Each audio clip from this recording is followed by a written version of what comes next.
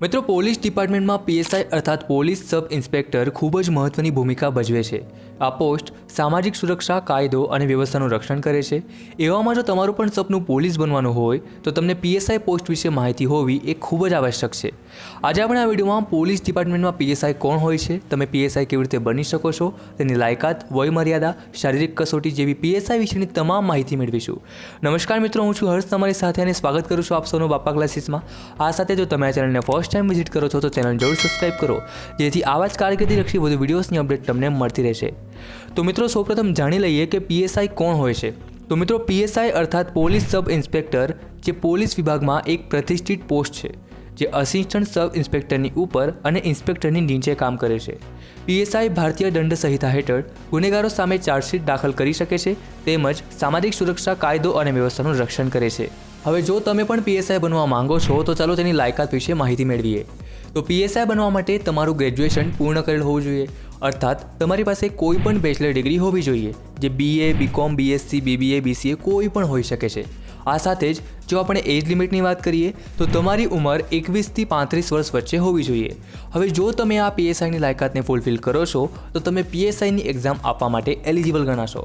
હવે જો આપણે પીએસઆઈ માટેની એક્ઝામ પેટર્ન તેમજ તેના સિલેબસ વિશે વાત કરીએ તો પોલીસ સબ ઇન્સ્પેક્ટર માટેની જે પરીક્ષા લેવામાં આવે છે તે મિત્રો 2 ચરણોમાં લેવામાં આવે છે.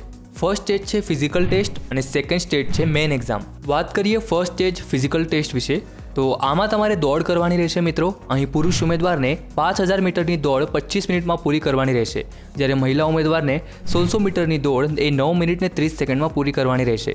આ સાથે જો કોઈ એક્સ સર્વિસમેન આ પરીક્ષા આપવા માંગતા હોય તો તેમણે 2400 મીટરની દોડ એ 12 મિનિટ ને 30 સેકન્ડમાં પૂરી કરવાની રહેશે.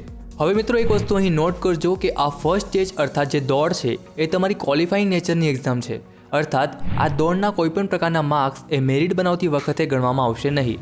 તેને તો માત્ર તમારે ક્લિયર જ કરવાની રહેશે. વાત કરીએ પીએસઆઈ એક્ઝામના સેકન્ડ સ્ટેજ અર્થાત મેઇન એક્ઝામની તો મિત્રો, આ મેઇન એક્ઝામમાં ટોટલ 2 પેપર હોય છે. પહેલો છે જનરલ સ્ટડીઝ, જેના પૂરા 200 માર્ક્સ છે. આ પેપરમાં તમને 2 પાર્ટ જોવા મળશે, part A and part B. વાત કરીએ પાર્ટ એની તો પાર્ટ એના 100 ગુણ રહેશે, જેમાં તમને રીઝનિંગ, એપ્ટિટ્યૂડ, મેથ્સ જેવા લોજિકલ પ્રશ્નો પૂછવામાં આવશે. અને આ પાર્ટ એમાં પાસ થવા માટે તમને 100માંથી મિનિમમ 40% માર્ક્સ લાવવા ફરજિયાત રહેશે. વાત કરીએ પાર્ટ બીની તો આ પાર્ટ બીમાં પણ 100 ગુણ રહેશે, જેમાં તમને ભારતનું બંધારણ, ઇતિહાસ, ભૂગોળ, સાંસ્કૃતિક વારસો, વર્તમાન બાબતો, સામાન્ય જ્ઞાન, પર્યાવરણ, વિજ્ઞાન અને ટેકનોલોજી અને અર્થશાસ્ત્ર જેવા ટોપિકમાંથી પ્રશ્નો પૂછાશે. પાર્ટ બીમાં પણ પાસ થવા તમને 100માંથી 40% ગુણ લાવવા એ ફરજિયાત રહેશે. જનરલ સ્ટડીઝના આ બંને પાર્ટ કમ્પ્લીટલી એમસીક્યુ બેઝડ અર્થાત મલ્ટિપલ ચોઇસ ક્વેશ્ચન આધારિત હશે, અને આ એમસીક્યુના પ્રત્યેક ખોટા જવાબ પર 0.25થી નેગેટિવ માર્કિંગ પણ રહેશે.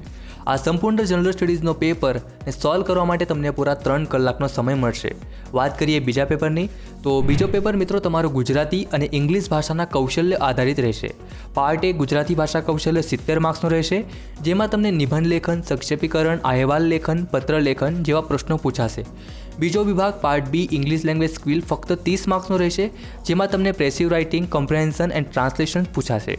આ બીજા પેપરમાં પણ પાસ થવા માટે તમને મિનિમમ 40% ગુણ લાવવાના ફરજિયાત રહેશે.